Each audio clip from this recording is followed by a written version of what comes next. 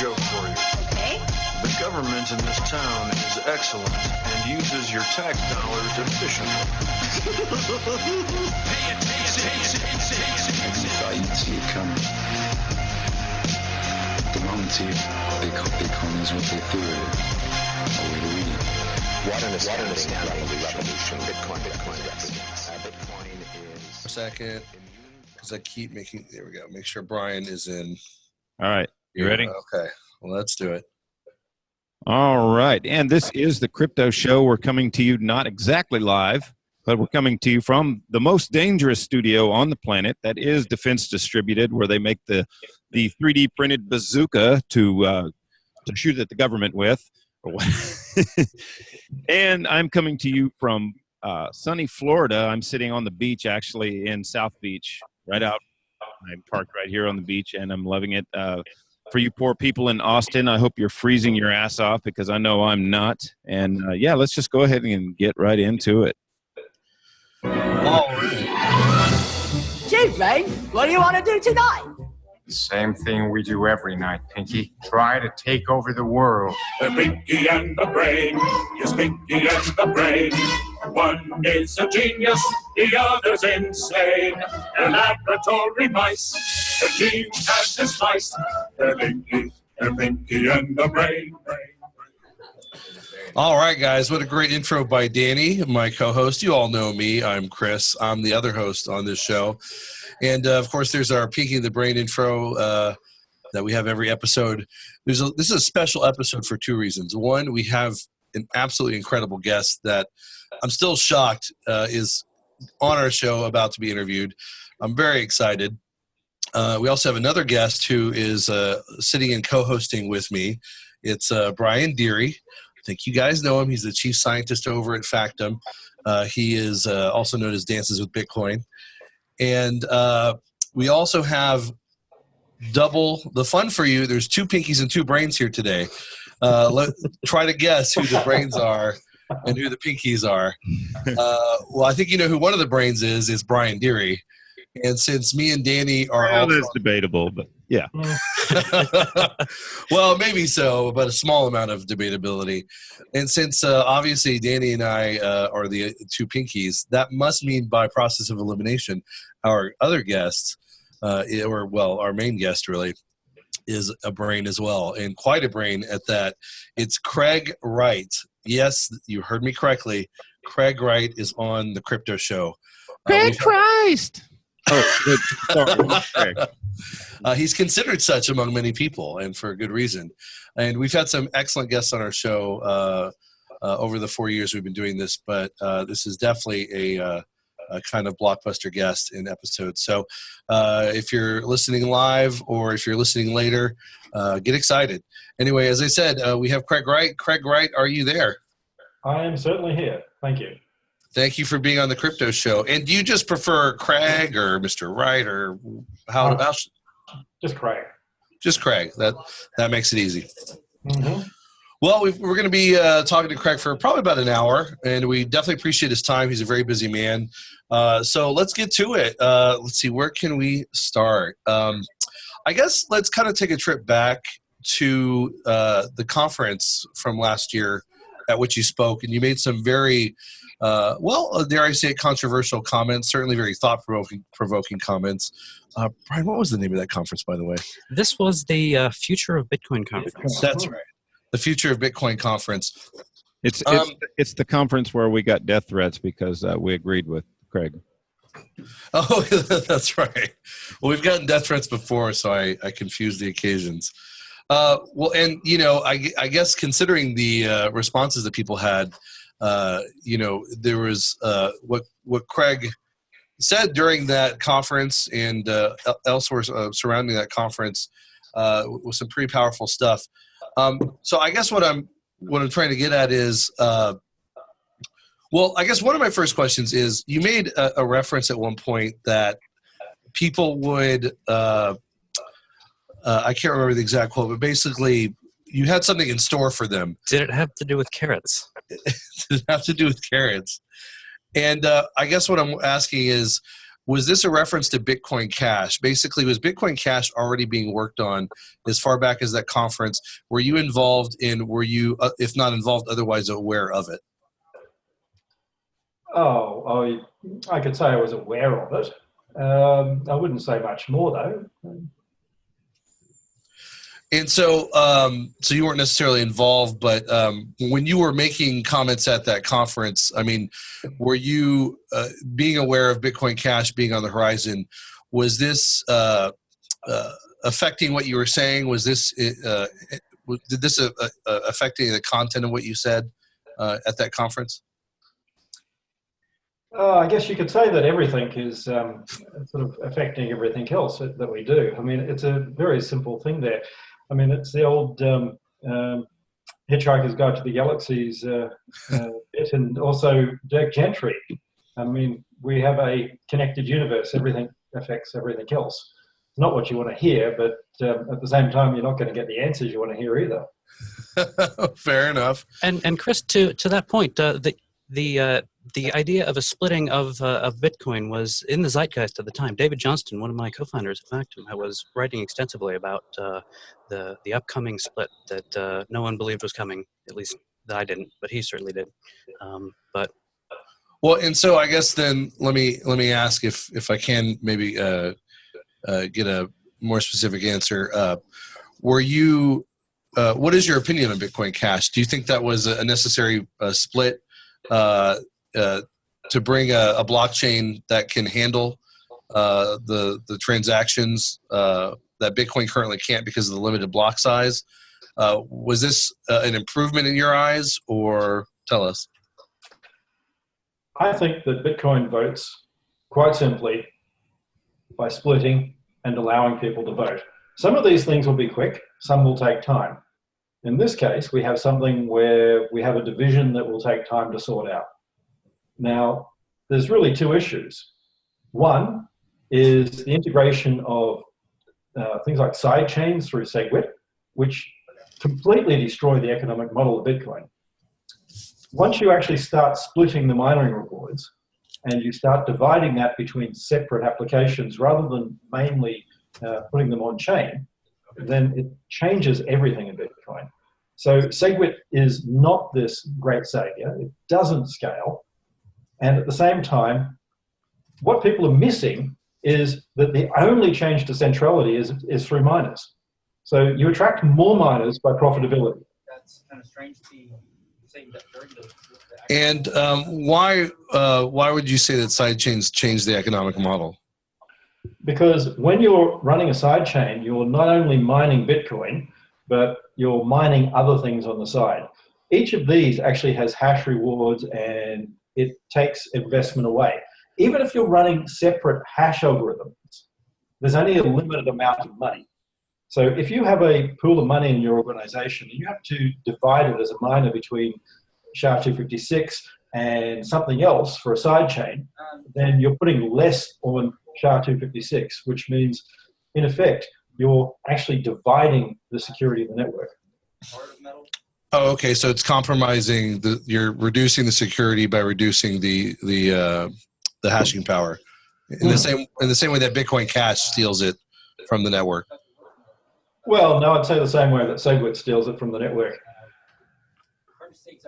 Okay. And I would argue that Bitcoin Cash is still Bitcoin. SegWit was never part of it. I mean, it's not a chain of hashes that are hidden, and that's a radical difference in the network. I mean, is it even peer-to-peer at all with side chains and SegWit and Lightning Network and all? Well, no, Lightning's actually... How is that even peer-to-peer? It's not. I mean, what they keep forgetting, and they say, we'll solve the routing issue. Routing is what is known in the industry as a multi-depot traveling salesman problem. It is NP hard. It is not just NP hard. It is up there with the hardest problems. It's actually easier to solve ECDSA, but they have this idea that they're just going to solve it. There is a solution. You set the routes the same way people like Google and Amazon do. You optimize and you set them through hubs. Basically what this means is you create banks. Now, each of those have multiple connections that they're able to use, and they can then connect to other people and control what's happening, like we have now. Just as PayPal declined payment of certain industries such as Wikipedia in the past, each of these can stop payment. And even if you say it's only for a time, if you have your money locked up for 6 months, that's significant. There's a time value of money, and there's also just the general cost in actually having your money tied up. And so is there any advantage to Lightning Network as a second layer to Bitcoin? Well, one, it doesn't exist, and two, even if it did, no. The real problem is a misunderstanding. It's a mesh network. I keep saying this. Bitcoin is not a mesh. It was never designed as a mesh. It never has been a mesh. Bitcoin nodes remember. Every time they reboot, they have a list of the other nodes that they connected to. They start with a list of nodes. Now, what this means is that over time, you actually start building up a series of connected nodes that you can start directly sending to. And the more powerful nodes are put higher. What this means is, in fact, that you start building a near-complete graph. So rather than sending many hops, as people seem to think, what happens is you basically blurt out one transaction block that goes everywhere nearly instantaneously. Bitcoin is incredibly efficient. It is not a mesh. It has never been a mesh. People keep thinking of the internet works this way. Bitcoin is nothing like the internet. It is the first near-complete network that has ever existed on this planet, outside of biological systems. So, to a more lighter note, you were trained in martial arts and more recently in boxing, and Vitalik's dad is a pretty buff guy and can probably hold his own in a fight. Would you be up for an exhibition match with him? Kind of a crypto showdown?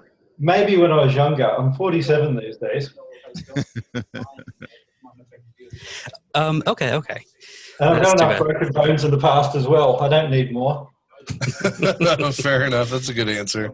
I do a little bit, and I do spar, and it's helping. It's done the old like from Arnhem. I've sort of got rid of the gut. All I know is I heard Vitalik's dad say your mother wears army boots. So if you say you're too old to fight him, I don't know. You look good. I thought you were no older than say 37. So thank you. I do wear glasses though. I might be late for my prescription. I don't know, but them's fighting words in my book. So you're never late for dinner. That's for sure. Oh, that is for sure. Well, that was a good. Do you have another question? Yeah. Because I'll get back to. So you had researched and wrote about digital forensics law as they applied in Texas about a decade ago. Does the Texas ethos hold a soft spot in your heart? Maybe more so than Chicago or Chattanooga? I'll probably get myself into trouble, but yes. Texas history is actually quite interesting. Texas was very late to join the US, and the Texan mentality is, well, different to New York or California. And I can see... It'll also probably be the first to leave it. Yeah. I won't say certain things that'll get me in trouble with my wife, but I have collections of things that make loud noises. Well, Texans like someone needs a ghost gunner. I was going to say Texans tend to like those loud noisemakers that you're referring to. I don't know, Craig, if you're aware of this, but our studio is actually in Defense Distributed, where they print the 3D guns and make the machines for the AR lowers and all that. Mm-hmm. So more for softer noises. About 10 years ago, you embarked on a 20-year project to listen to 90,000 of the most influential pieces of music throughout history. How's that project coming along? I have a long way to go.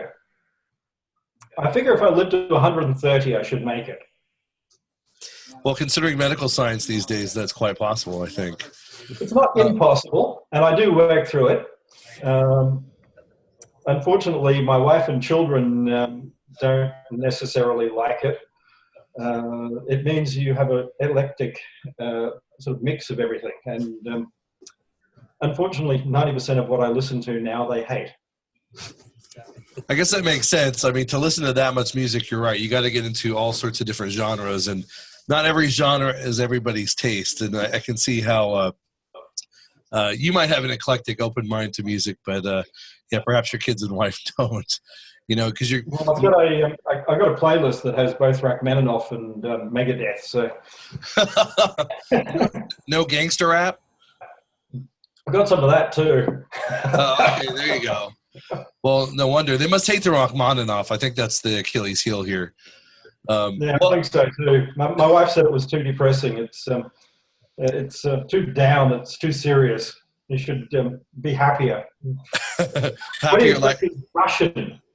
I mean, how many happy-go-lucky Russian guys do you know from that part of history? I mean, not many of them. Yeah, I think the only happy-go-lucky Russian I've ever known of is Yakov Smirnoff, and he might not even count. So you're right. I mean, for probably 1,000 years or more, the Russian people have been kind of morose and cold, and I can't blame them considering what they've been through. So, but then again, I can't imagine Megadeth's any happier than Rachmaninoff. Well, I want to switch gears and kind of get back, and hopefully I can articulate myself a little better. So I guess, where do you see the future of Bitcoin then? Does Bitcoin have any viability long term because of scaling issues? It seems like you're not a big fan of the Lightning Network, which they haven't even implemented yet. And not to bog you down. Not in Bitcoin anyway. I think others are working. Yeah, will probably succeed. They're working on it. They haven't implemented. I mean, a one-to-one transaction is not an implementation. Right. It's just like saying they have a quantum computer that has 4 qubits or something. It's not really a quantum computer. I mean, it's a start. Well, and so where do we go from here for the scalability of Bitcoin? I mean, is it simply increasing the block size ad infinitum over time? Is it making it a dynamical increase? And then why do you think Bitcoin Core has dragged its feet for so long on this? Anyway, I'll let you answer. I'll do two parts. One, we should remove the cap. There's a simple answer. It's economics. 99% of Bitcoin is economic. All we need to do is allow people to put fees on. Miners will not bankrupt themselves to add more transactions than they can handle. The argument is that we need to keep, for decentralization, all these non-mining nodes. That's bull. Non-mining nodes do nothing. They have never affected a block. They have never affected a transaction. They have done nothing ever to Bitcoin, and they never will. Because quite simply, if you can't put a transaction into a block, you do nothing. The thought is wrong because it's based on the idea that Bitcoin is a mesh, many hops, and your node is important because it needs to be a part of the hop. That's the problem. Bitcoin's a near complete graph. That's why it's censorship resistant. You send to one machine, and then the next hop, nearly every machine on the network has it. That's how Bitcoin works. When you have that sort of network, it no longer matters about all these peripheral little machines that act as Sybils. The reason you can't Sybil Bitcoin is because there's nothing to Sybil. The only machines that vote are miners, and they vote by hash power. And just to clarify, when you say Bitcoin's not a mesh, are you saying that it's not like a partial network? And you even kind of alluded to the fact that, when one thing is broadcast to the network, one miner gets it, the others get it pretty quickly after that. I guess explain real quick what you mean by Bitcoin is not a mesh for those who may not understand. So if you think of the internet, And this is a common analogy that people use, how there are BGP routers that centralize everything, and a few routers act as choke points for most of the internet traffic. And they then distribute everything through multiple hops. In some networks, you can have 15, 16, 17 hops even. Many different hops, so a network distance of over 10. The internet is a mesh, basically many machines connected in sort of this big conglomeration where you go hop to hop to hop to hop before you get to your distance, where you want to go. Bitcoin, the network has a distance of 1.32. What that means is, on average, the number of hops is 1.32. You rarely get to 2 hops between miner and miner. When you send a transaction, most of the time it gets everywhere straight away. So are we talking about over the peer-to-peer network? I mean, is this ignoring the heavily connected miner nodes that are held together through like the fiber network and things like that? They were held together without the fiber network. The fiber network is just a backbone to have somewhat cheaper connectivity. But I have better than fiber here at home. I mean, BT is upgrading at the moment, and I have commercial fiber, which can burst to 10 gig when they finish installing and whatever else. And that's better than Bitcoin needs for a long time. Yeah, maybe it's a nomenclature thing, but I was referring to the actual fiber network by Blue Mat, etc. Right, so, right. I mean, when I'm saying fiber, there's an overlay. Now, fiber is a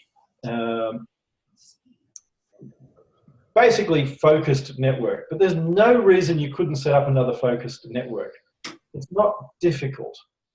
Now, this idea that you need UDP because the packets are smaller and all this stuff is just BS. I mean, the reality is Netflix do not send over UDP. Amazon Prime do not send over UDP. You can send large packets over TCP if you design things well. At the moment, and I mean, most of the network stuff in Bitcoin is still a dog. I'll say that my coding is basically code review, security coding, making sure it doesn't break, and an academic lecturer, so it sucks, to put it simply. I'm not a good large-scale coder. I don't do multi-threading well, and I can tell you all these things are things that Bitcoin needs. If set up well, and you set up a node well, and other people can do that far better than I can myself, but that's what sort of hiring contractors, employees, and building a company is about, then you get to the scenario where you can have large interconnected networks between miners, etc. And all you need to do is drop a transaction out to the network and it gets practically everywhere. And you get more miners by simply making a more sort of valuable network. More people connect, more miners want to join the network. So that's how you get decentralization. So basically, even when you're a home node, the largest nodes, the ones that you send quickest to, are miners. So the first thing that happens is you hit the miners and they hit the other miners. Instantly, all the miners have the transaction. And generally what you find is within 2 seconds, 99.8% of mining nodes have your transaction. In 22 to 30 seconds, all those other periphery nodes that don't mine have your transaction. So it sounds like the non-mining nodes, like you're saying, are essentially superfluous, or add very little facilitation to the network. Exactly. They don't add anything.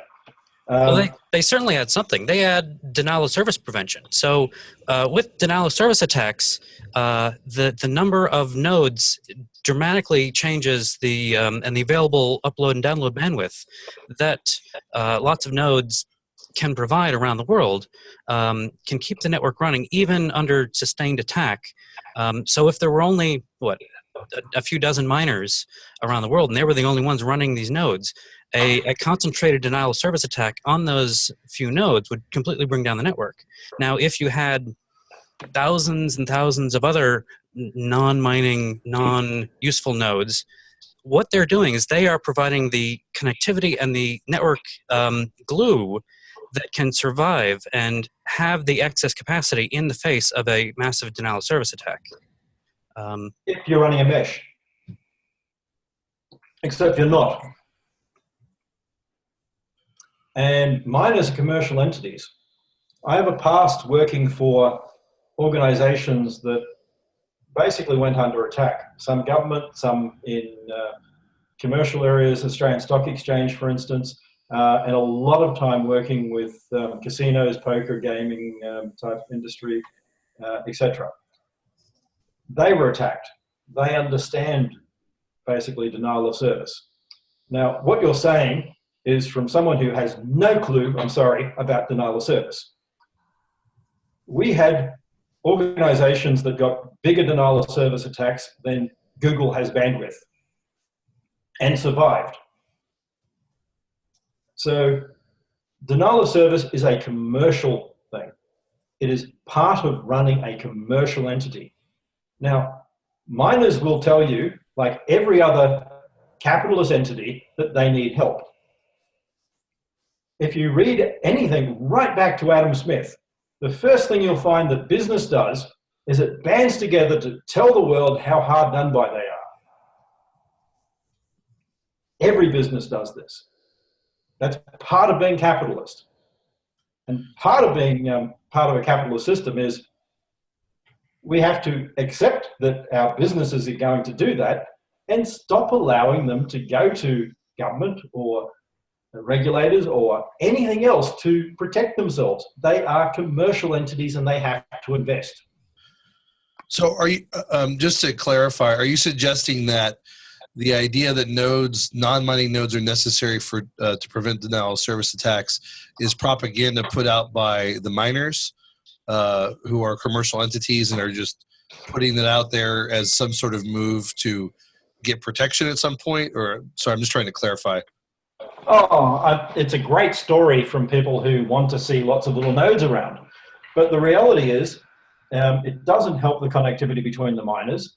And miners can set up many ways of connecting the network, and they already do. I mean, a large miner doesn't have a single IP address out there. It doesn't have a single point of entry. It actually has many. And the reality of this is, if you can cut off the miners, you cut off the network. So if you can do a denial of service attack against miners, you do that whether you have home nodes or not. And in fact, if you have home nodes, you can actually start using those to propagate denial of service attacks. They don't actually reduce denial of service attacks, they make it easier. In what sense? As in low fee transactions? No, each of those is a connected machine. Home users don't do low fee transactions. Low fees are fitting many transactions into a block so that you don't have an artificial cap. Basically, the idea of how you do denial of service, well, you do multiple RPC requests. You hold open a transaction and you don't close it early. It's not bandwidth flooding that you really have to worry about. It is things like the number of sessions that a machine can have. Many, especially smaller machines, are capped at, say, 25,000 sessions. I can open that up in under 1/10 of a second to any machine. I can scroll through every IP address on the range. There are lots of denial of service attack sort of engines out there. And these were starting to be common back in the early 2000s when I was doing work with Sands and other people. And doing this, you can then start propagating half-open transactions, start requesting stuff from other nodes, and in doing that, hold open enough transactions that you actually slow the network down. Now, if you start propagating that right, you can actually have each node start opening other connections to other nodes. Now, as a network of miners, that's not really going to work, but as a network of non-miners who actually don't do anything other than sit there and later on propagate, it doesn't work. So are you essentially saying that the nodes are more vulnerable themselves to this kind of attack, and then the nodes will then like you said, propagate and multiply the attack, essentially magnifying it? Yes. Okay, that's interesting. No one's thinking about creating, I mean, contrary to what people think, Bitcoin isn't big enough yet. People don't really care about Bitcoin because it is not big enough yet. Market capitalization is not a share of what you can actually extract from a market. What you can extract from a single gaming player exceeds the entire Bitcoin network right now. In fact, it would exceed what crypto has right now. That is what you're checking on, correct?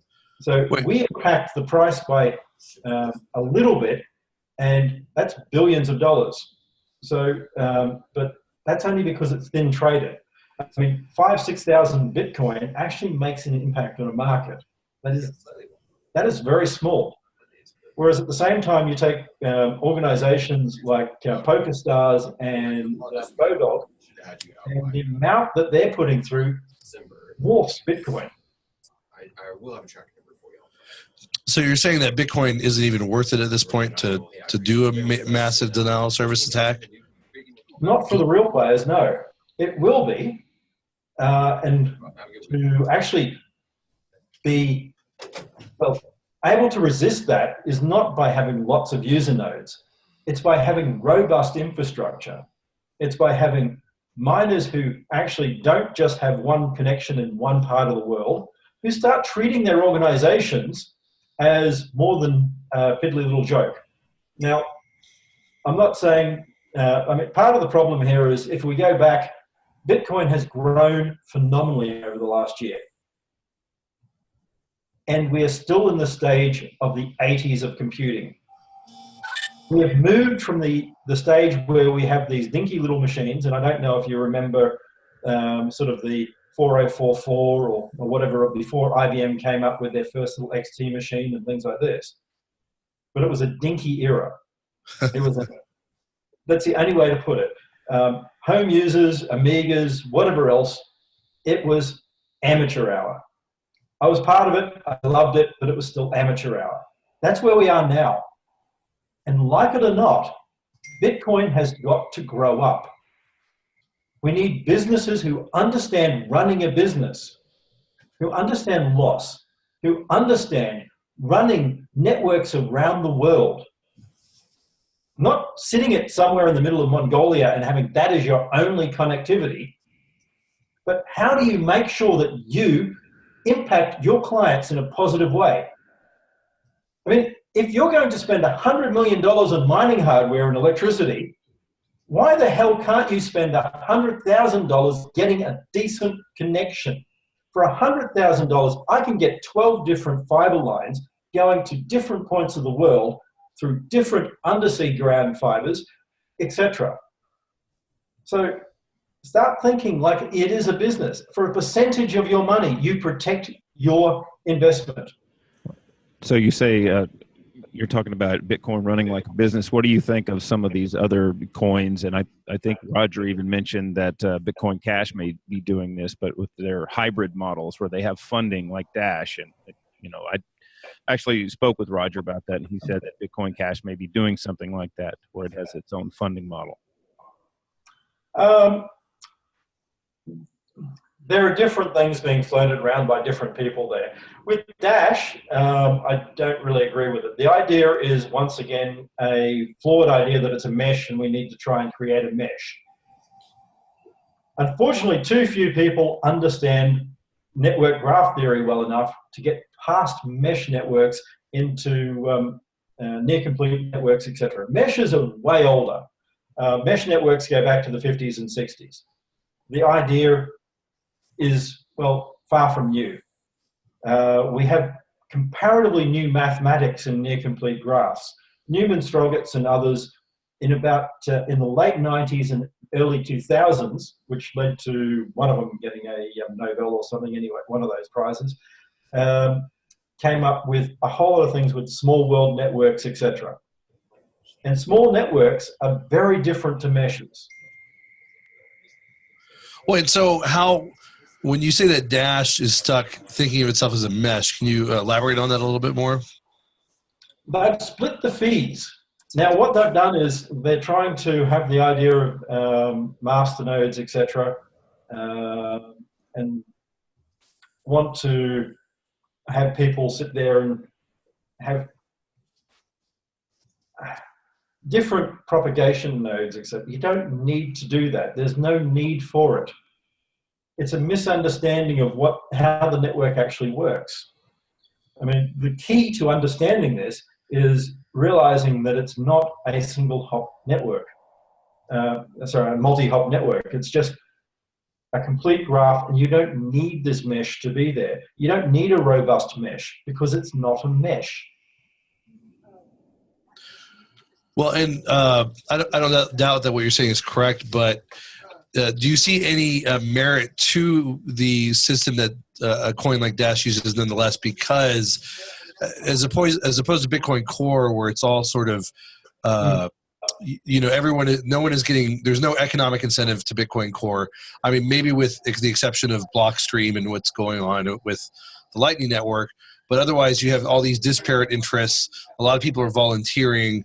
There isn't a straightforward sort of economic, commercial, profit-seeking model, whereas with Dash, or Dash's model anyway, there kind of is, because they're able to, through their governance structure, to use funding from the network itself, from the creation of new coins, to directly fund projects that improve the network, add second layer applications and the like. As far as that goes, do you see that as something that is beneficial, or? I see some of it takes away from the network. I don't see that it's necessary. Ourselves at Encrypt and Chain are starting to give things away this year. Some of the people I know and are involved with the doing things, I don't know if you've seen, but we've got a partnership with the Air Group, and we're doing a whole lot of different investments that are coming up. We're putting IP in from our side. There's investments of money as well. So Calvin put out an announcement the other day from his side of one of the things they're doing, which is research into scaling UTXOs up to the billions of sort of transactions. We're going to be releasing sort of a microservices architecture node this year, so that rather than a monolithic node, we have something that people can plug in their own database, whether it's Hadoop or SQL or whatever they want. At the same time, being able to split and interchange UTXO operations separately. Something like the way Apache runs, where you have lots of little projects that make something that hangs together. So in doing that, that then becomes a commercial thing. I mean, I've said before that our theory is the underwear node. Well, I don't think people like myself and others that I'm affiliated with, well, we have an interest in investing in this network and making it work. So it should be for us to do this. I mean, if you look at, I like Rome. I've studied a lot of Rome, especially where it fell and the problems before it was imperial. And the Republican Rome was actually quite interesting. And politicians didn't get paid. Politicians got to where they were by either sponsoring other people, like who could act for them, or by doing things. So if you wanted power, we say now you buy power, but you would do things. You would build an aqueduct and say, look, I'm a good guy because I'm going to build this road. I'm going to do these civil services. I know a lot of people who have wealth hate this because this means that they have to actually give back to the world they're part of. If they want to be part of it, instead of expecting government to hand out for them, the wealthy need to take charge and start handing money back to the world to be part of this world. And that's what the wealthy in Bitcoin are going to have to do. The wealthy should build the systems that make them stay wealthy. They shouldn't expect handouts from the network. People like me should be funding this stuff. We should be giving back. You shouldn't be asking, how much money can I give you to make you do this? I should be going out there and going, this is what I'm going to give to make the community better. Do you see the difference? I see a parallel in kind of what we do. I'm not saying you don't, but no, I mean, that's the point. Some of our side projects as of the show, you basically just described them. But that's the whole point. And if we give away and start people being interested and get knowledge and have people around the world start using Bitcoin, it becomes more valuable for everyone, not just us, everyone. I mean, go ahead. Real quick, do you have hopes that Bitcoin will survive core and get back to what you feel is the real Bitcoin, or do you just feel like moving forward with Bitcoin Cash? Well, see, there's your problem. I feel there are two splits of Bitcoin. There's Bitcoin Core and Bitcoin Cash. There's not Bitcoin. Bitcoin forked. So they're both the same chain, and one of them has SegWit, and one of them is going to re-enable the old opcodes and go back to where it was meant to be with the block size, which is nothing, so that miners can economically choose. So they're the two competing versions of Bitcoin. So the difference, I would say, is I have not given up hope in Bitcoin. I just see Bitcoin Core as not being the correct Bitcoin. Well, and so does that mean Bitcoin Core has, for the time being, given a lack of any further developments, that it has no real viability long term, or but Bitcoin Core specifically? To put it quite simply, yes. If you're going to limit yourself to a few transactions, if you believe in false economics, this idea that charging more for fees and creating an artificial gold actually matters, then you're deluded. Because quite frankly, I can get better forms of artificial gold than Bitcoin. I can get better stores of value than Bitcoin. I can get cheaper transactions than Bitcoin Core. I don't need it if that's what the aim is. As bank coin, as settlement coin, Bitcoin sucks.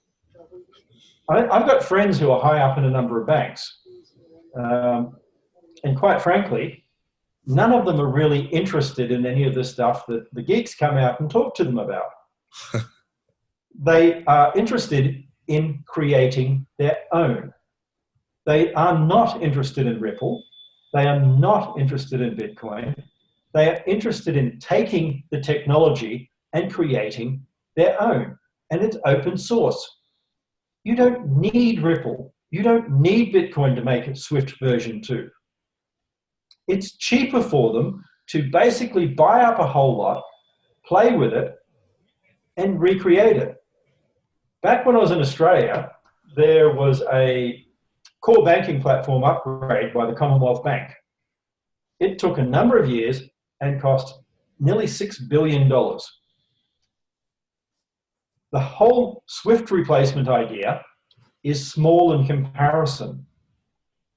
People really don't understand banks too well. They think they can change all this by making their thing, and they will have to use us. Guess what? Banks don't. They will just take the best technology and create their own. They do not need anything else. Bitcoin will survive not as a gold or a settlement system, as cash to people, not banks, people.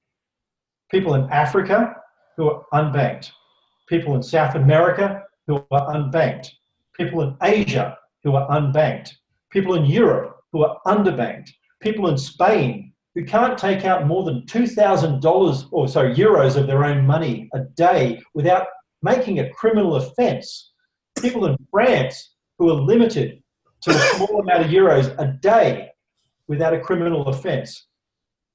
That's what Bitcoin's about. And I agree 100% actually with both things you said. That is what Bitcoin's about. It's about the peer-to-peer digital cash to people, not the banks. And I agree that the banks will just kind of copy what's out there and make their own. But isn't the whole point of Bitcoin or cryptocurrencies in general the idea that it's not just for the people, but that in being for the people, it's going to undermine the very existence of the banks? You know what I mean? It will change the nature of the banks. There's really a sort of balance between market-based and bank-based forces. And everything banks do is not bad. And everything Bitcoin does doesn't replace banking. So if you think about it, some of the things like ICOs and other ways when they finally get their act together and aren't so scammy are a new way of raising equity. But at the same time, there's a cost, and you have to associate the cost of doing something like raising equity. And there are always going to be some organizations that consolidate and transfer wealth. And that's what banks do. Now, banks 2.0 are nothing like what we see right now. They're going to be completely different organizations. I can't even say what the hell they'll look like. I don't know what a bank will be like in 20, 30 years' time. It won't be anything that we recognize now. But a bank will get money together and give it out to other people because people still want to pay for homes. People want to buy cars. Like it or not, people want to go on holidays they can't afford. People want to spend money they don't have yet. All of these things are important. People want to take out money that they don't have yet and pay it back because there's things like Christmas, and their children get really upset if you go, sorry dear, we're going to give you presents in January. Yeah, there's an interesting model in Mexico. If you want to describe that, Chris, the Hora Libre, where the people are pooling their money together and collecting it and taking turns to come up with a larger amount of money. Yeah, well, I mean, it's just an alternative banking system that they've used for a long time, largely because they don't have access to what you're talking about, which is large pools of capital that you can draw from for, financing vacations, financing businesses. And it would be really difficult to do that to such a degree when you have dispersed money simply in the hands of individuals. And so, yeah, I mean, just to describe it real quick, there's like 2 or 3 ways they do it, but like it's kind of a trust system where a network of family and friends will pool their money together. They'll have essentially a treasurer kind of watch after it, and they can borrow much larger sums from that pool than what they have originally. So if everyone... The application. So basically what you're describing, and these occur in lots of places on Earth, it used to be called either a savings and loan in the US, or a money market fund in some other countries, or a building society. Mm-hmm. People used to join building societies to get their mortgages until the government came in and mucked up everything and said they needed to have different capital things and do this and do that, and totally changed the way that people wanted to actually trade and interact, and they all got screwed and eaten up by the banks. Yeah, they are sort of proto-banking institutions. Well, but speaking of which, though, so I don't disagree with you that there's always going to be some need for a sort of banking institutions and like you said, that could be completely different in 20 years, given what's going on in crypto and elsewhere. But, you have things like SALT already, where not only does it allow you to lend crypto without giving up your crypto, because I'm sure you're probably familiar with it, but like it allows you to lend your crypto, but you get your proceeds back in crypto so that you don't miss out on the gains, which is really a neat idea. But also, and I think more importantly to the discussion, it consists of everyday people who own crypto who are pooling their money together or lending it peer-to-peer or relatively peer-to-peer. So my point is, I mean, you already see these proto-banking institutions with new innovative twists appearing in the crypto space. Why couldn't those pop up and eventually supplant the legacy banking system potentially, and make it to where again we undermine the very idea of the legacy system banking? But they are the legacy system. That's what you're failing to see. Before, say, the 1913 and then later Glass-Steagall and whatever type accords that started radically changing banking over the last century, then the whole nature of what you consider a bank, original BANQUE, a bank, came back from that idea. People pooled their gold. Before we had crypto, people pooled other assets, and they were hard currencies. It was when seigniorage and demurrage and everything like that came in, so that, I mean, at the start of the 20th century, the British Bank had 1/3 of the silver that they supposedly had by notes. And by the time Nixon had the gold standard, he had 5% of the gold that they promised. So that's why they had to basically take the US off. They were stealing from the world who, well, thought that the US actually had gold.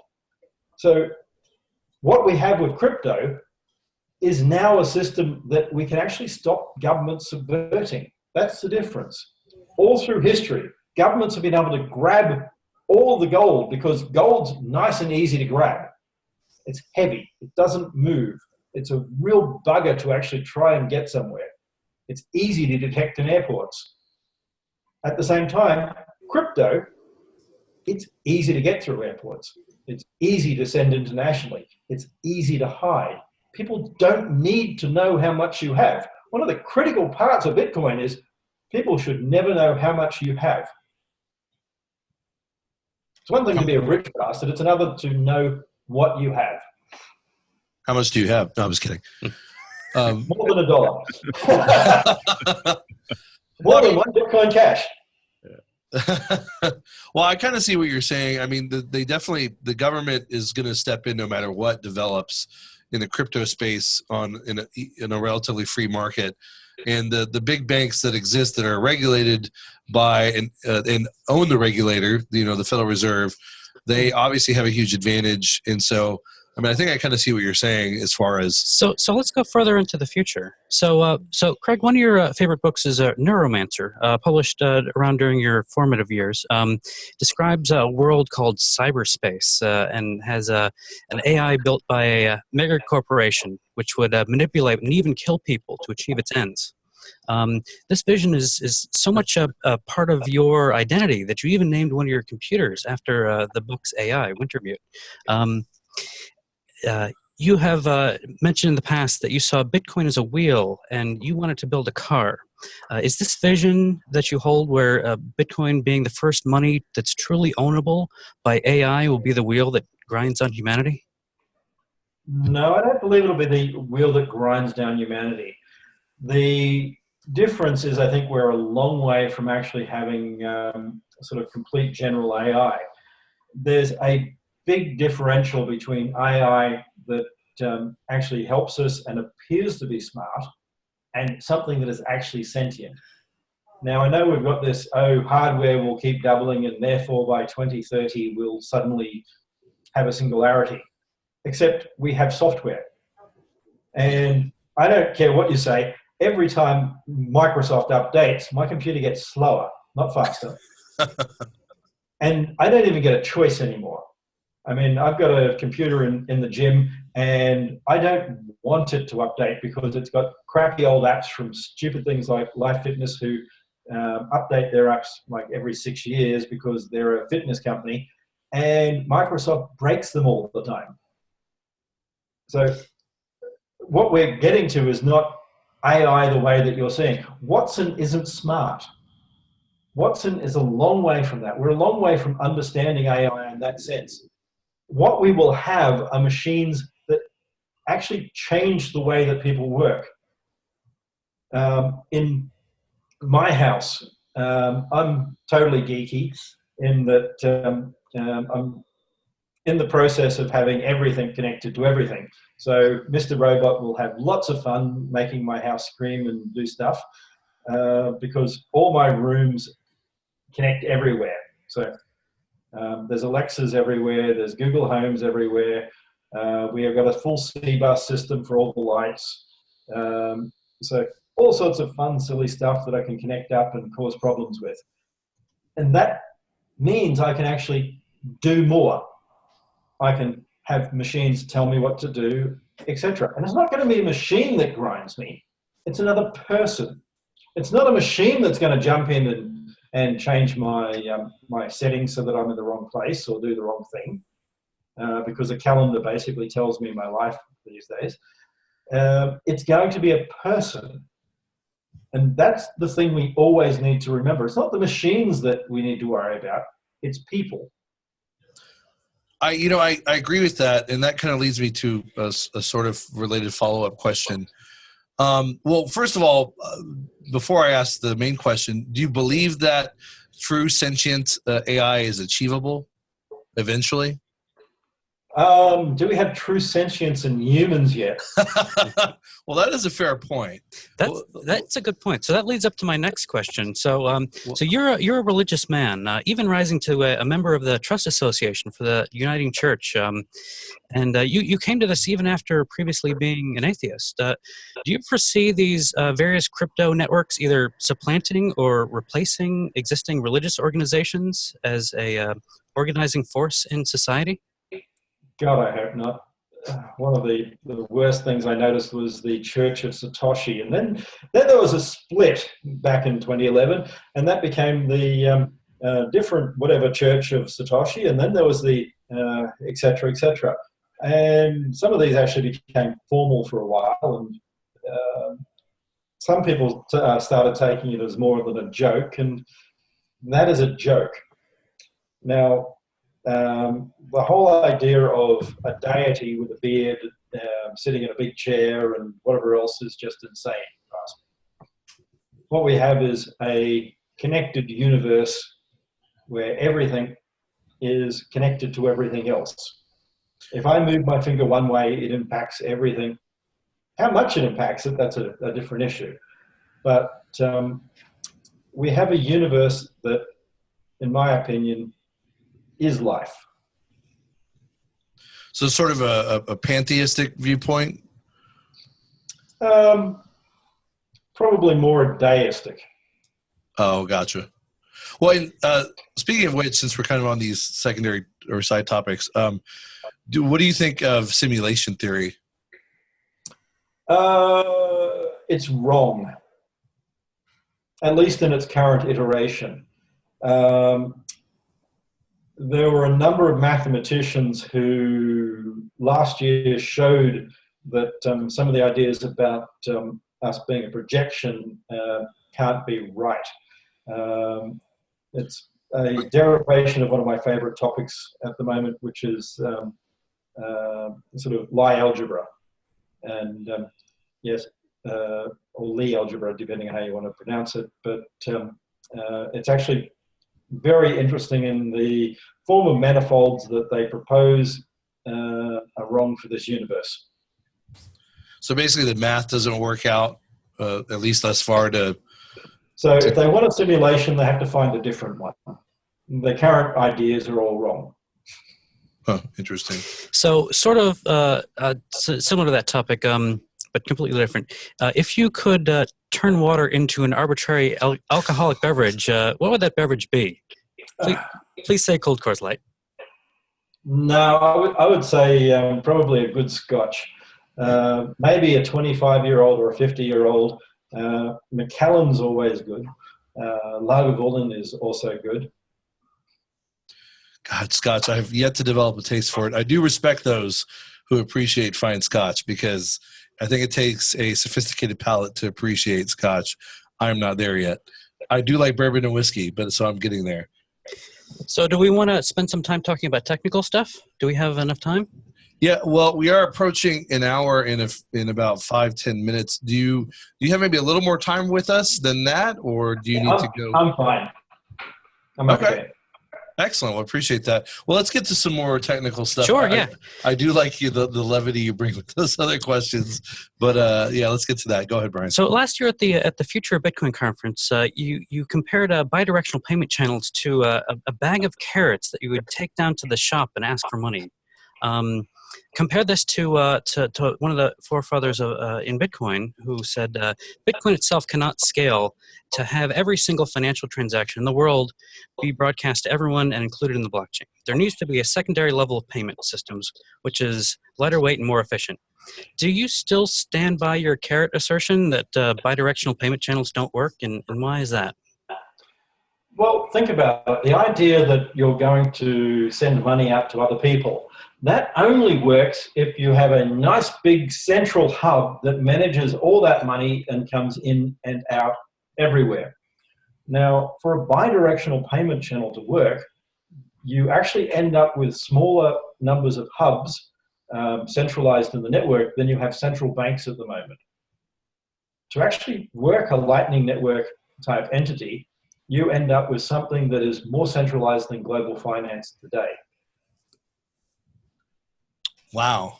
But according to your statement, though, it seems to suggest that while admitting the decentralization you're talking about, your quote seems to suggest that the only possibility for scaling Bitcoin to that degree is something like a Lightning Network. I mean, is that the case? No, it's actually building something else. It's building something that scales more. It's stopping the idea that every single user needs to run a node. That's why the ideas of SPP and getting it to a simple, robust form matter. That's why things like thresholds matter. Now, web wallets are good, but they're bad because your keys are there. If you don't have to hold your keys on a web wallet and you can be secure, then something like Coinbase is no longer an issue because you know that that's your money. They can never pool it and take it. They can never do anything with it. There can never be a Mt. Gox. That's the importance of things like thresholds.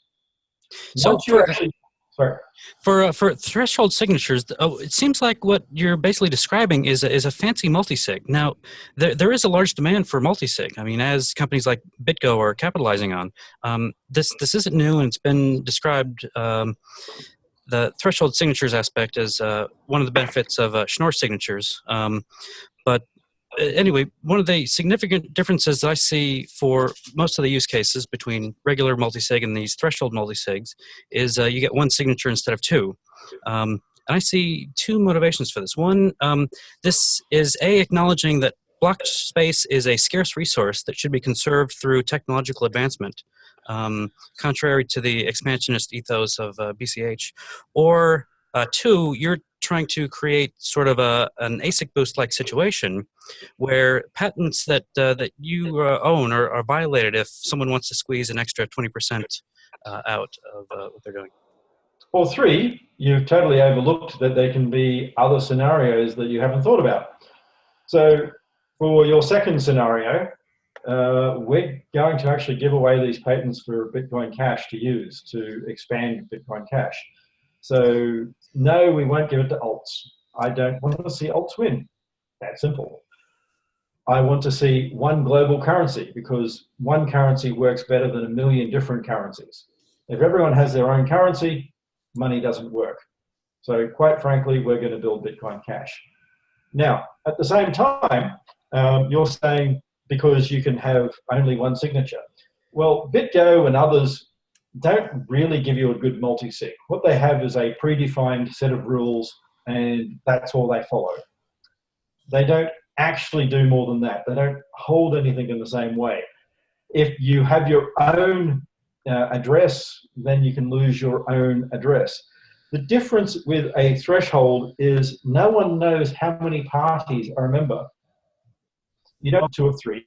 You know if there are 15 members. You don't know if there are 609 people voting on this. You have no idea what the scenario is, who owns the key, or who is voting.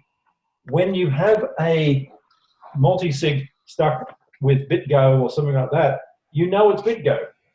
You can figure that one out fairly quickly. You know each of the other escrow agents if something happens. You know when it has been signed correctly by the owner or when it's been recovered. All of these are important things that matter. I want to get back to what you said just a moment ago about you don't want to give it to alts, which I understand, and you say that there really should be only one money. Now, I don't necessarily disagree with that, but I guess let me kind of put it to you this way. While it does seem on the surface that a single money or currency is the most efficient system, at the same time, money itself is a commodity, a good just like any other good. It's essentially the most marketable good out there, and through network effects, of course, becomes more and more marketable until it becomes a money and it's sort of universally accepted. But at the same time, there can be innovations in money, much like there are different innovations in different cryptos, and there's also even different shades of money because there's base money like cash. There's treasury securities, which are considered sort of a near money, or it can be money substitutes. There's money substitutes, just like the dollars used to be for gold. I guess what I'm saying is, there no room for? Is it really true that there's no room in your mind for more than one money, given all that? Or no, there'll always be niche money, but we have an opportunity to make a single global money that covers most things. And in fact, we could have something that links many of the others. Now, what people seem to forget are that many of the so-called sort of alts with differences were really Bitcoin projects that got blocked by Core. Aetherium was a Bitcoin project that got blocked. Zcash was a Bitcoin project that was blocked. All of these things can be done within Bitcoin and Bitcoin script.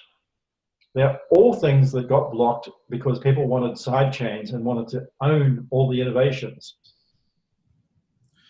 That is a good point, but let me tack on this one question to it. While that is a good point that all these projects were sort of aborted or blocked Bitcoin projects, and that in theory, virtually anything can maybe be tacked onto Bitcoin, isn't it sort of like, in economics you have division of labor and comparative advantage?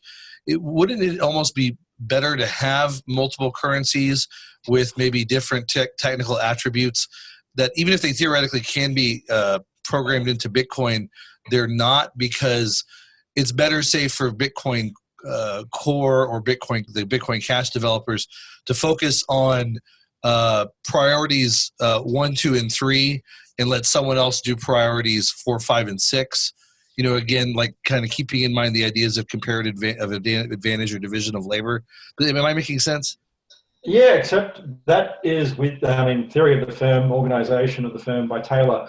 And that works very well if you're talking about Core, where you have one group managing all of this. But that's not how cash works. There isn't a cash group.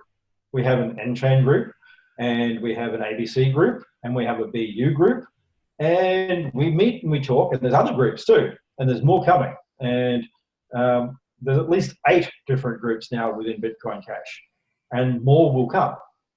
And each of us will work on our area.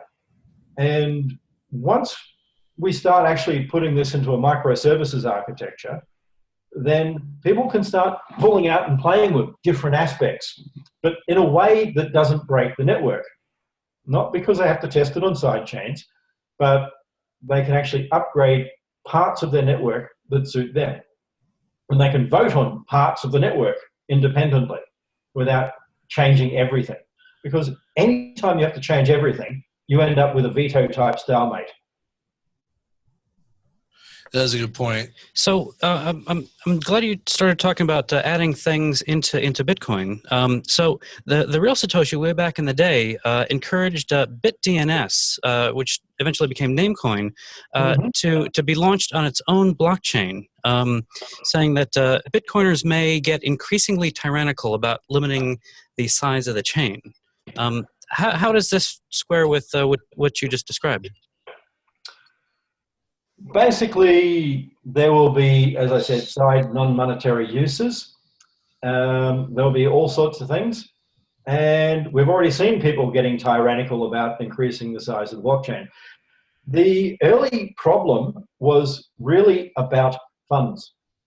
Once you get over about 120 US dollars or so per Bitcoin, you start getting to the scenario where a miner actually makes more money by increasing the block size, even for small fees, than they do for holding it down, because the cost of adding those lots of extra little fees exceed the cost of network transmission, and they exceed the cost of hard drives.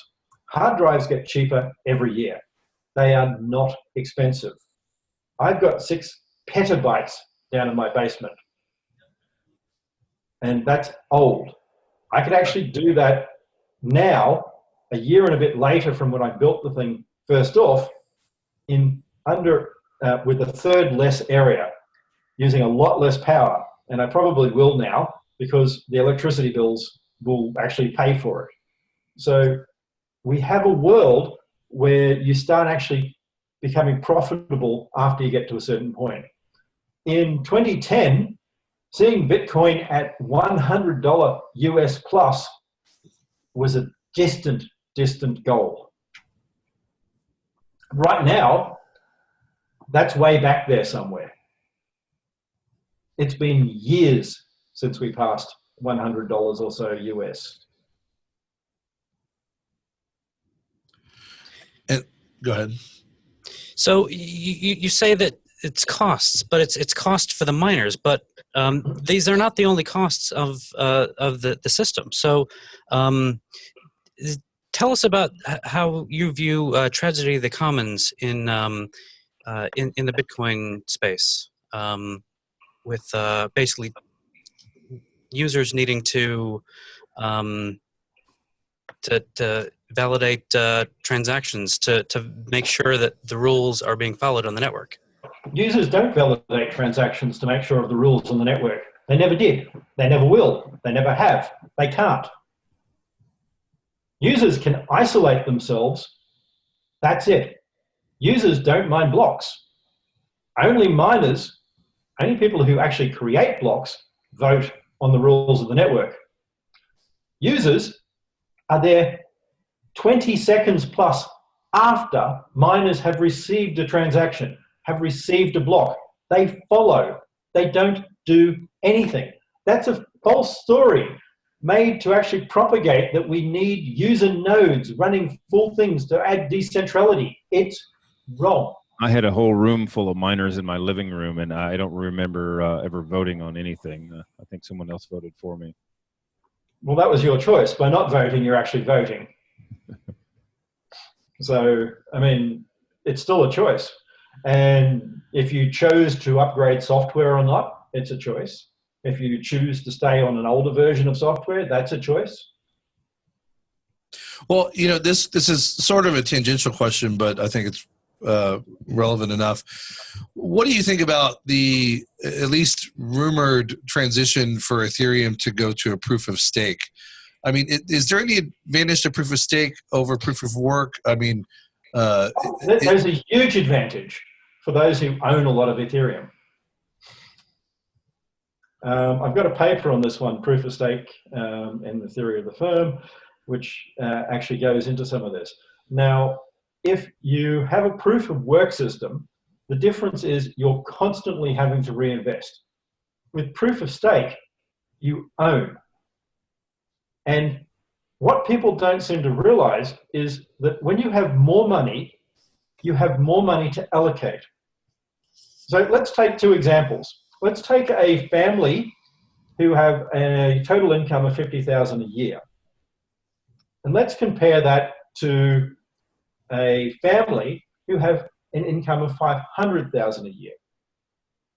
The family with $50,000 a year, even if they're going to scrimp a little bit off, have less. The family with $500,000 a year might whine and bitch and say, oh, my big $20 million house is costing me X and I can hardly afford the mortgage payments. But that's a choice. With $500,000 a year, you have a lot more disposable income. Now, that's what people don't seem to understand.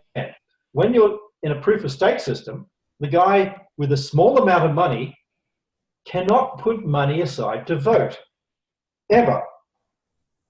If you have 1 to 10 ether, you have to live. You don't have money to leave it there for 3 months to vote. If you're living hand to mouth, you don't have money to leave it to vote. The vote is only idle rich who vote to be richer. Proof of stake is great for oligopolies. There's a reason the Russians love proof of stake, why they love Ethereum.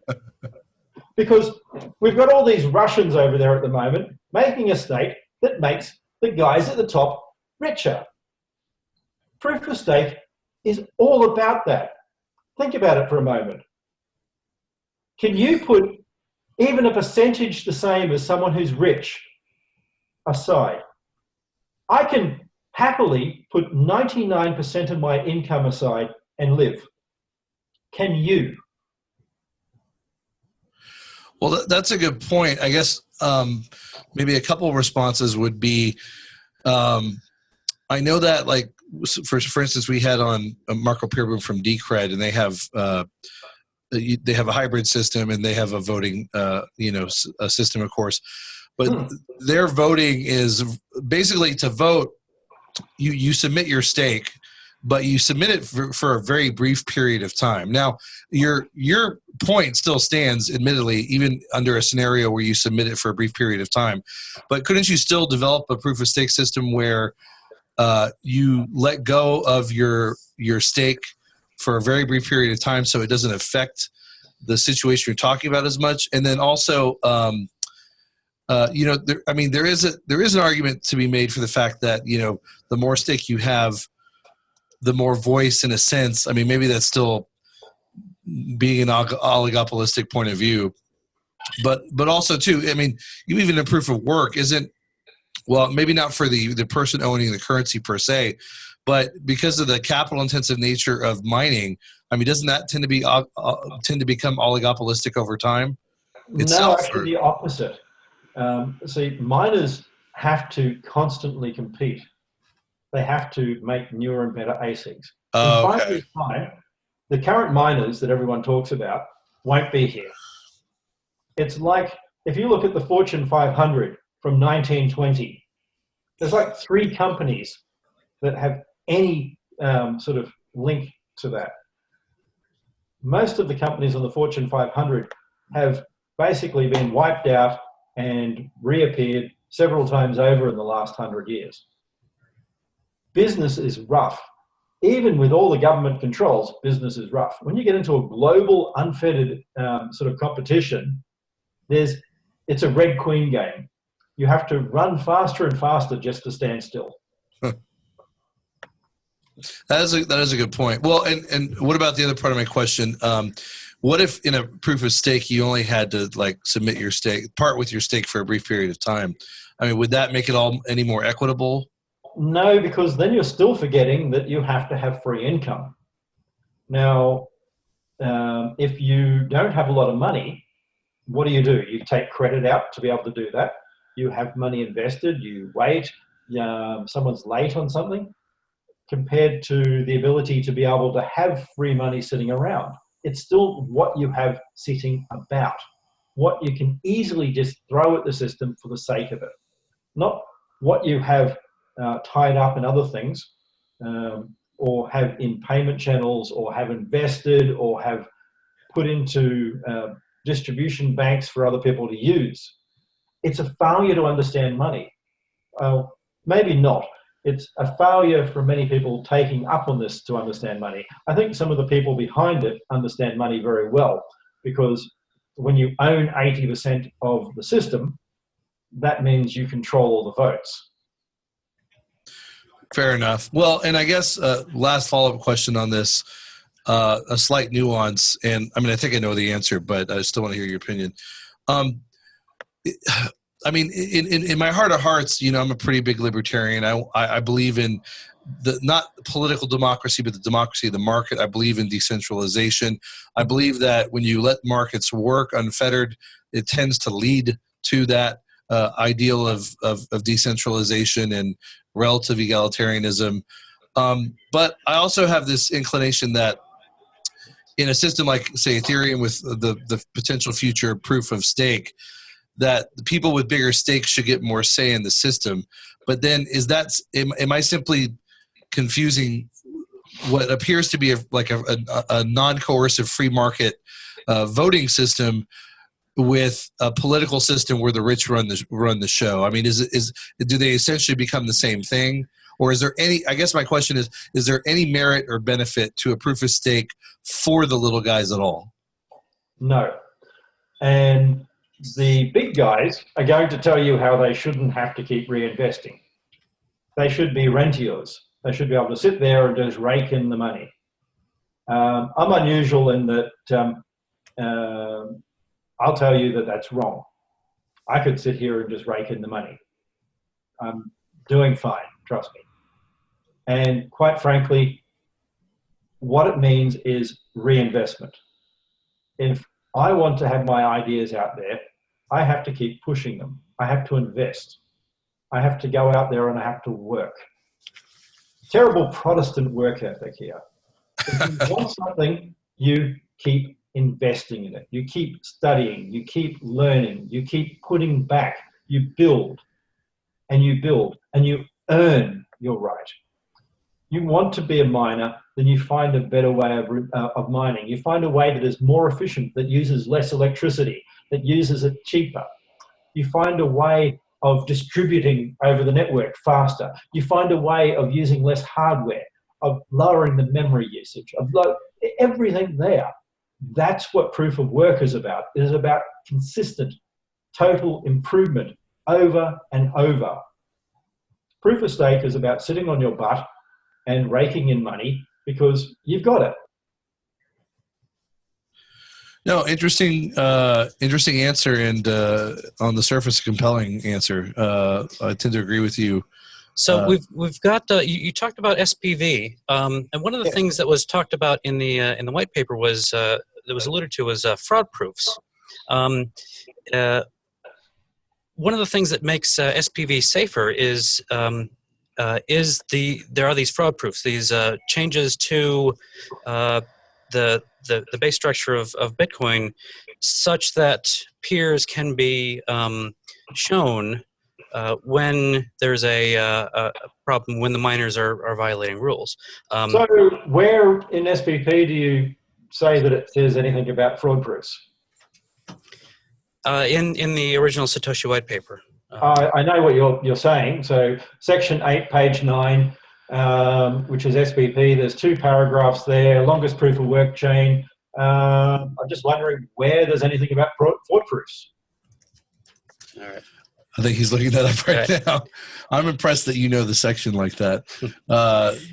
So, I mean, what you're confusing that with is the idea alerts from network nodes about invalid blocks and propagating that out to other people. Sure. That's not what people are putting out as a fraud proof. That's actually more of a Bayesian analysis. So these are 2 separate things, basically? It's people not understanding probabilistic systems and thinking that the only way to actually make anything work is to have a mathematical set of crypto that does everything to the nth degree. It's the typical techie problem of over-engineering. Okay, so basically, if these alerts are going out with these blocks, in order to actually validate that the rules are being followed, the full block needs to be downloaded to validate these rules. How does your vision of this this alert system work? Miners need to do that. So you don't need to have a full alert. Now, miners will send out to all the people running SPV type nodes. You don't need to do it yourself. Now, as a miner, think about it. If you detect something that you can orphan, you have a chance of making more money. Why don't miners do that all the time, though? They do. Miners send out alerts and basically reject orphans now. All of the things where there have been errors have been detected and alerted by miners. The error in a Bitcoin Unlimited block where it was slightly too large was validated by a miner, and the orphan happened and they lost money.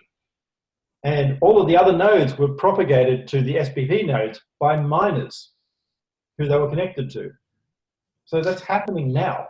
It's not as efficient as it should be because we've gone off on a boondoggle idea of seeking perfection and not understanding that zero conf, when you need it, does not need to be perfect. It needs to be probabilistic. It needs to beat the existing system. It needs to be better. It needs to be one transaction errors and you get out of a store with 20 cents in a billion. And even that is now unlikely. But the reality is people are getting this totally wrong. They're not understanding what you can do with a Bayesian network to actually alert everything. They're not understanding that even crypto itself is not perfect math. It is only a probabilistic system.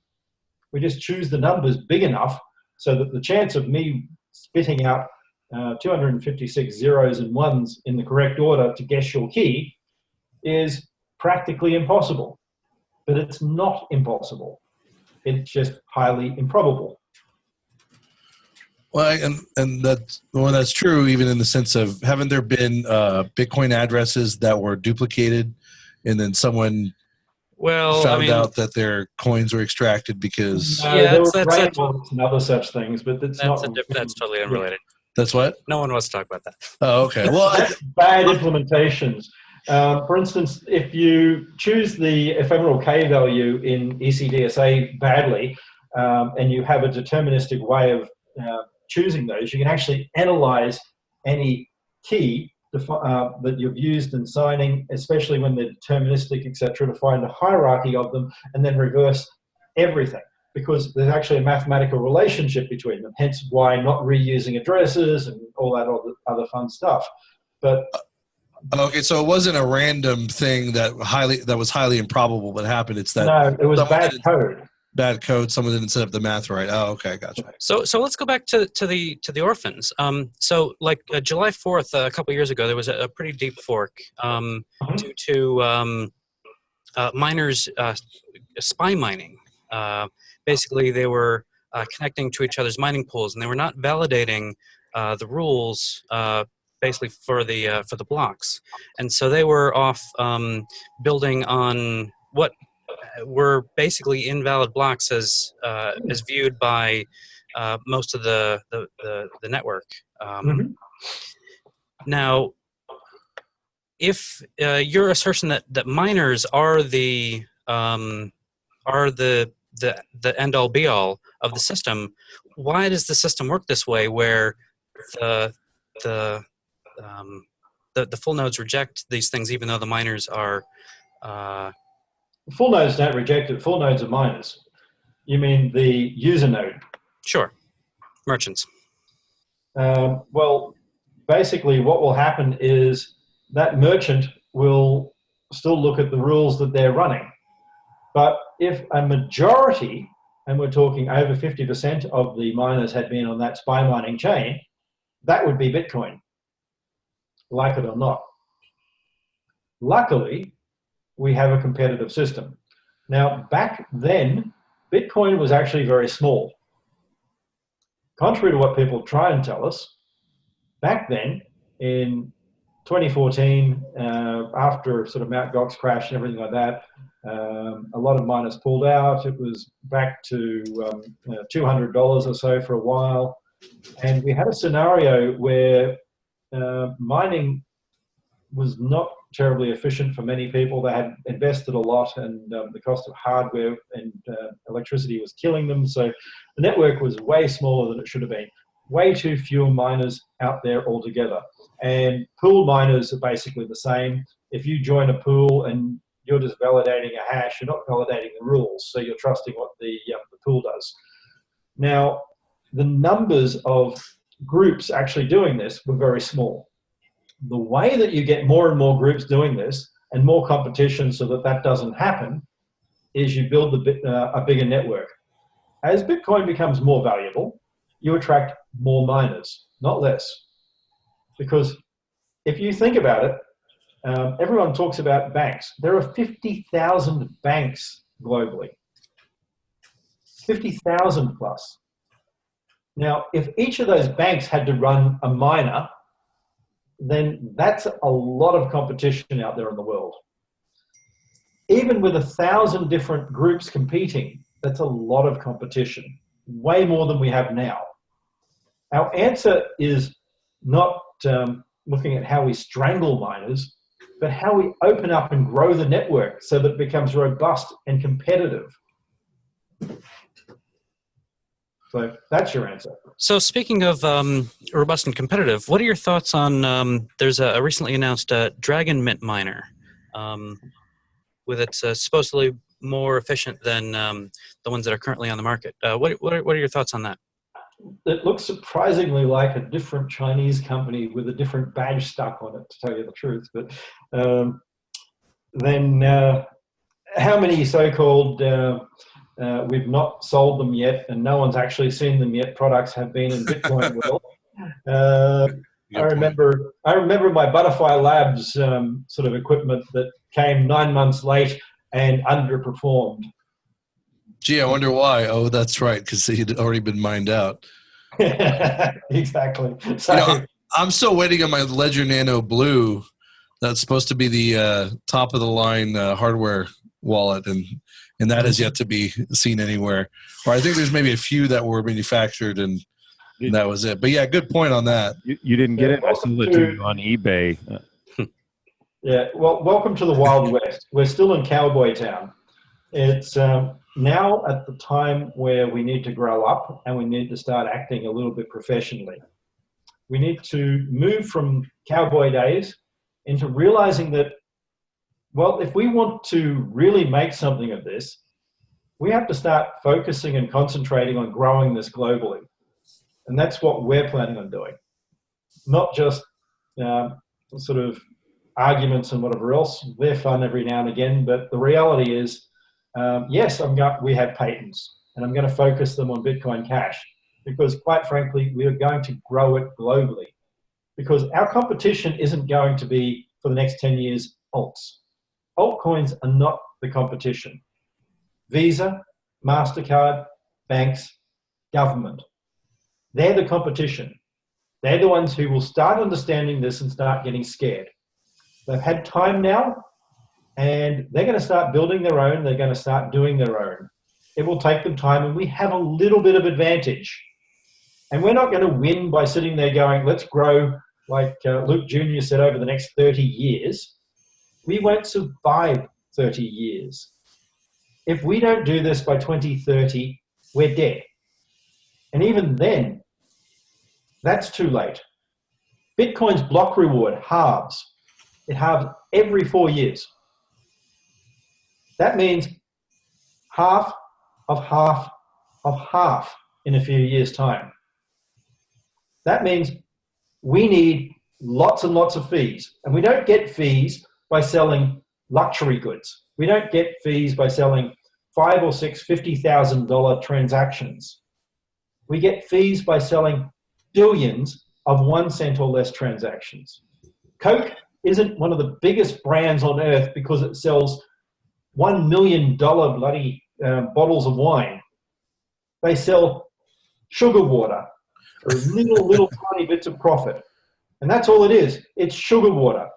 You know, Pepsi knows the Coke formula. Everyone knows the Coke formula. It's not a secret anymore. That's just a meme. It's just sugar water. The fact is they market the crud out of the sugar water so well that little tiny bit of profit they make on every can makes them one of the biggest firms on earth. No, and you're absolutely right. It's just like capitalism in general. It's not just mass production that is the true driver of the market and what ends up being the most successful. It's typically low margin stuff ultimately because of competition and other things. That's why you don't have Hermes. You don't have companies like Hermes, like you don't have 100 of those around where they sell $20,000 handbags. You've got Coca-Cola's, like you said, PepsiCo's and the like. And you're right. It's going to take tons of microtransactions for Bitcoin or crypto to be truly successful. And this is where we can give back at the same time. Those people in Africa who can't really send all that well, who can't hold money because it gets taken from them, those people in India, those people in Pakistan and Bangladesh, where the Helistans, whatever else out there. Who cares? These matter. All of these actually have more people in need than us in the West. We don't really need it in the West. It's just a nicety. In China, they don't really need it. They've got WeChat and AliChat and Alipay and everything else. It will not succeed because we make it succeed in Britain and the US. Oh, excuse me. It will succeed only because we get the majority of the world interacting and trading, and we open up and we change this world. And in doing that, that's how we're going to make this work. So yes, we're going to actually push into these markets people will tell we're crazy about. Like we're looking at a lot in Africa this year. We've got a lot in South America this year, which will come out soon enough. And these places matter. They are ripe for adoption. These are the people who aren't just doing it to go, screw you or fuck you to the government. They're doing it because they need to live. They need to eat. They need to pay for their children's education. They need to do something where they can really store money. That is what we need to do. So that's a good point.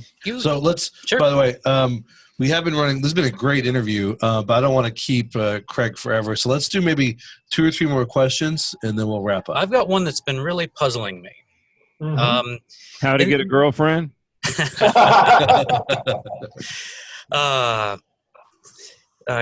Craig Christ would have some advice for you. That's right. But transaction malleability. You had talked about this as beneficial, specifically third-party transaction malleability.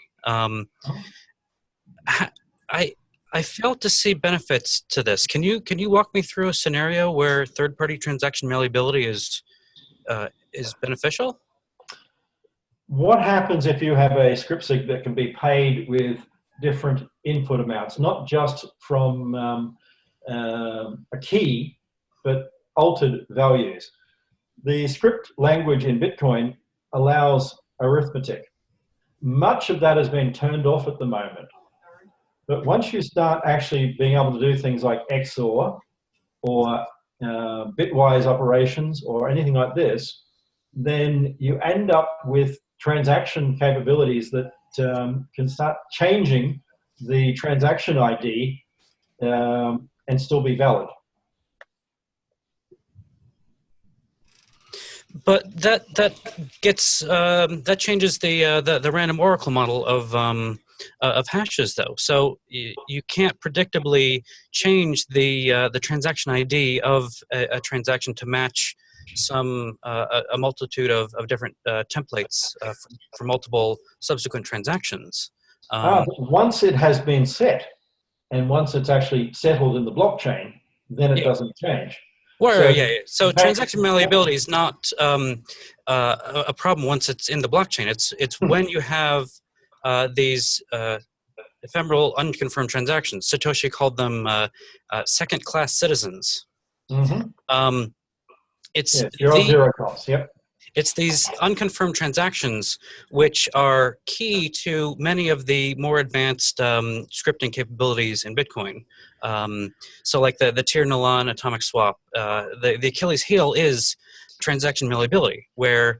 well, no, once again, that's actually limiting your thought to actually one way of doing it. No, you don't need to do that. for a start, the way that you're talking about atomic swaps between chains, I think, is bad anyway. What you're talking about is equivalent to side chains. So that's actually something that degrades the scarcity of the Bitcoin network. As soon as you start having a plethora of altcoins all competing, and you encourage that, then you have created something that is no longer scarce. So that's a problem. If you have tokenized transactions that are built within script, then you can have swaps in script. So it's looking at things in a different way.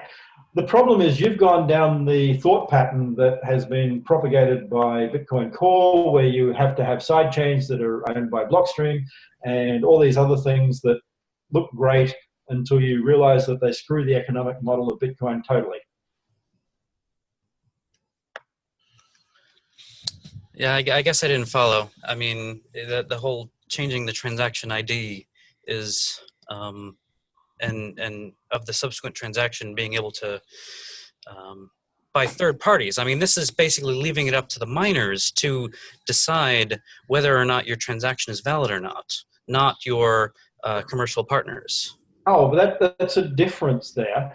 There are a number of things that you can do to reduce malleability, such as high-low RS values and whatever else that are outside the scope of what we're talking about. They're easy fixes. The sort of addition of other script objects and whatever else that still make things valid also can be fixed. But where you're getting to is, well, we're not talking about the malleability fixes that people address with SegWit by totally pooching the idea of a digital signature. We're talking about simple changes. Can you fix every one of those? No. Do you need to? No. Are there other models that work on economics? Yes. Once again, the problem, people think that Bitcoin is a cryptographic system. Bitcoin is not a cryptographic system. There is no cryptography in Bitcoin. Bitcoin uses digital signatures, which are not cryptographic. That may sound strange to people. They're not. ECDSA signatures are signatures using a cryptographic algorithm. They are not cryptography. They are not secret. They are not encoded. They are clear text. Anyone can see them, just no one can change them. Now, that's an error. We have to move away from the idea that Bitcoin is crypto. Bitcoin is an economic system that uses tools such as cryptography, that uses other tools as well. 99% of Bitcoin is economics.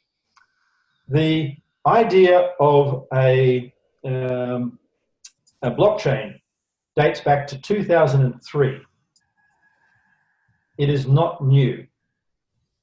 The only addition is the addition of economics to the system. There's a reason why private blockchains don't work, why hash chains don't work. The economics don't work. The economics work competitively in competition. So where are we? What's that? Dug up this old book here. I knew someone would ask something like that. So we have a book with a chapter on hierarchies of signatures. That one. Policing online games. This was written by a game designer who wrote some of the things that you saw in Warcraft and whatever else. It has hash trees, reducing the output. It has hierarchies of signatures. It has the term blockchain. Don't believe anyone who tells you that the first use of the word was. I'm probably the only person who's read this book in 10 years. And this is the 2003 book? Yep. Or it was published 2003? Interesting. Yep. There are lots of little things like that that are obscure. that I'm sure I'm one of the probably 10 people who ever bought Peter's book, but it was published. And there are a number of other parts of Bitcoin that were published. The only thing that was not there is the economics. That's what people keep forgetting. All this is right there. So interesting. So economics is the only thing that makes it unique, or maybe the combination of all these different parts as all well. All the parts put together work when you chuck in economics. Huh. So what about the parts that don't work? So you had talked about enabling these new opcodes that have been disabled. So there are two examples, opcat and opdupe. And this basically led to exponential memory increase that would quickly outstrip. If you're going to re-enable these opcodes, what are your mitigations of these types of attacks? Better coding practice.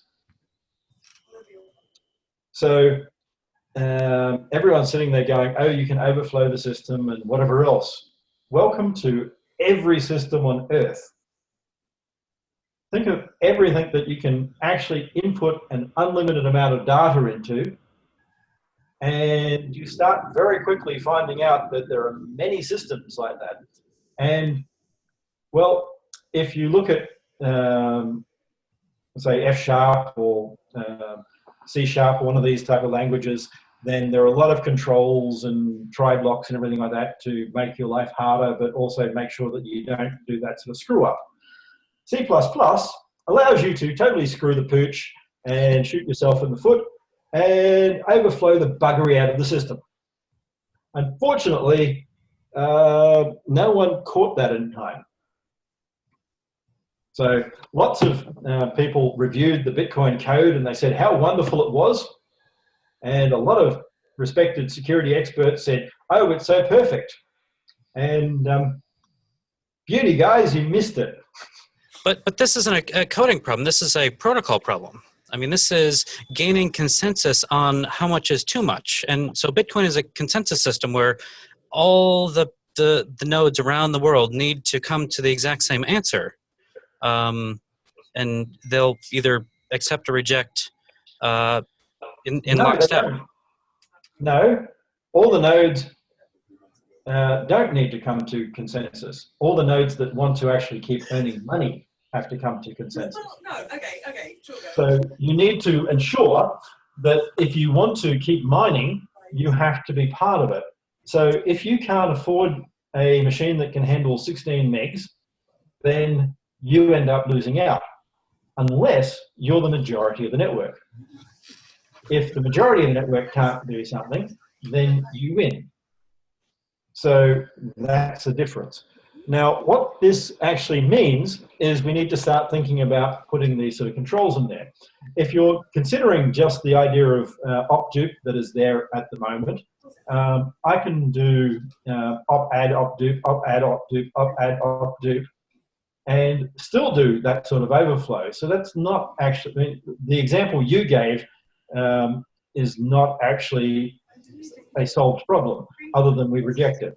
The issue is more the fact that there was actually ways of overwriting code in Bitcoin.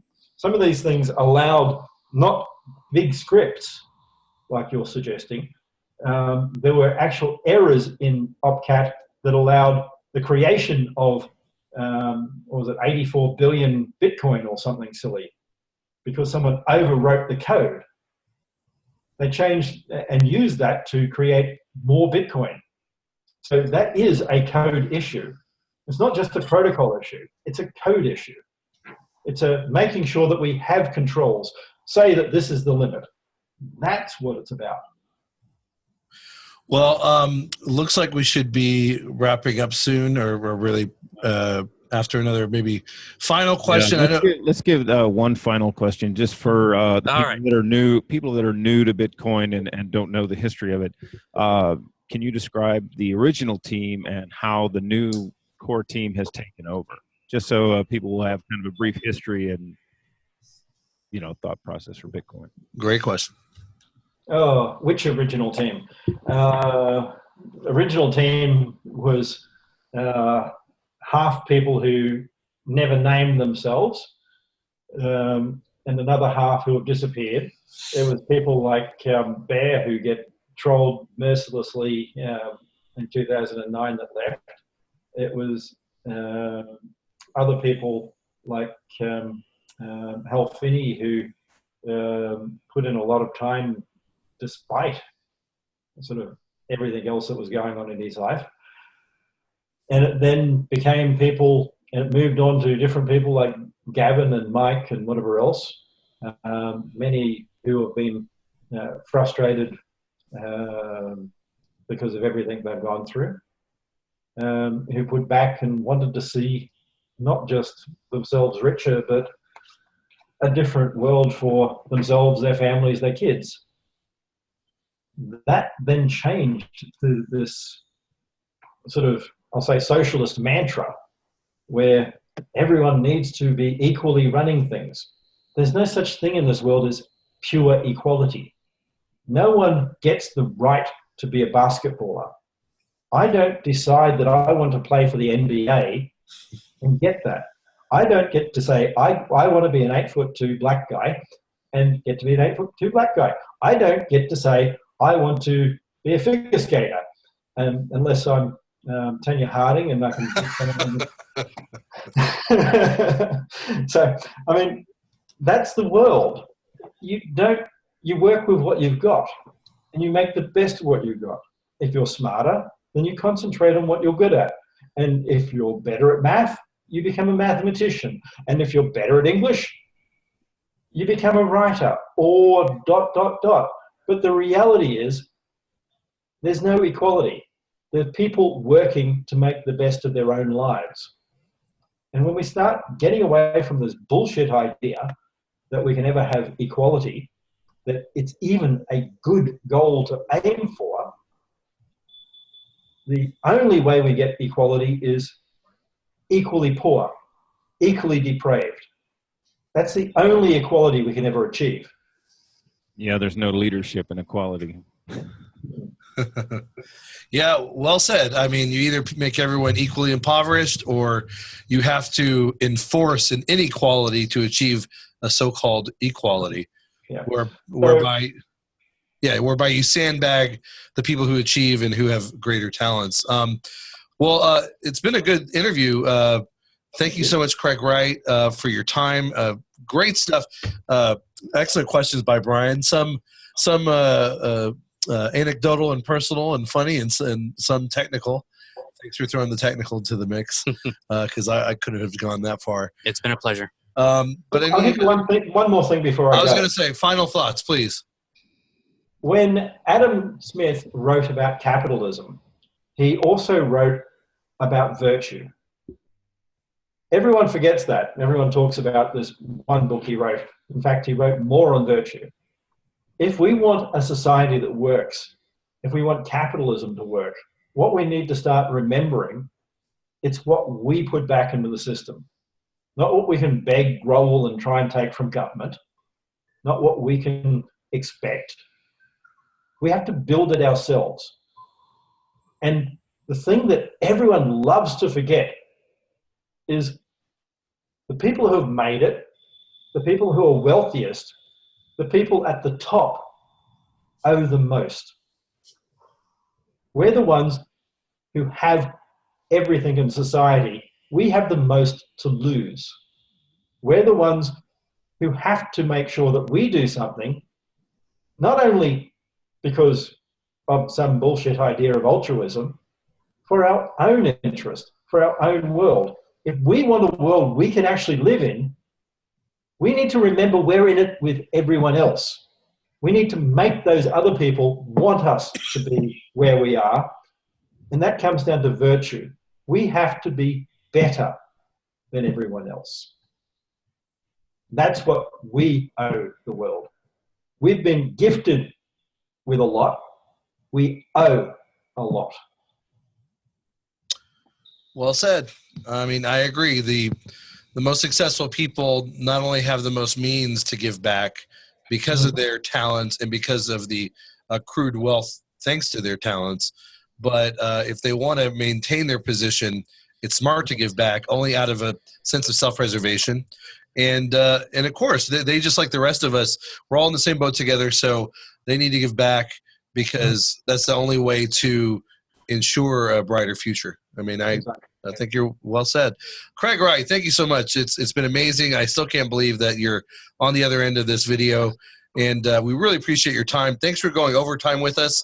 We originally only scheduled an hour, but we've almost hit come pretty close to 2 hours, and can't thank you enough.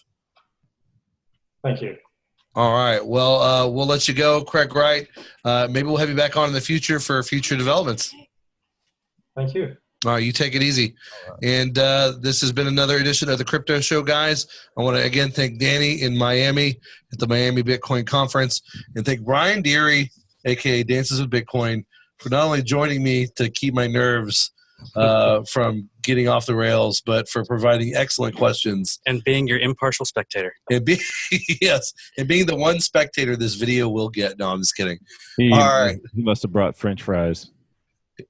He did. How did you know? Am I that transparent? Yeah. All right. Well, thanks, Danny. All right. I know we went over, but I think it was worth it. Yeah, yeah. I'm running on I have a car battery sitting here powering all this equipment. That's why I'm able to sit in the grass and do this. But even that has its limits. So don't get really interesting. Like the whole time I've been here, I don't know. There's probably been 100 people stop by and wanting to know, hey, what's crypto? So it's working good. Advertising is working. Apparently. Yeah. Well, don't let your car battery stall out. It'll be all right. I know it's got a lot of juice, but that juice is limited. It's rechargeable. Oh, The government in this town It's a battery. is excellent and uses your tax dollars efficiently. Don't patronize me, Danny.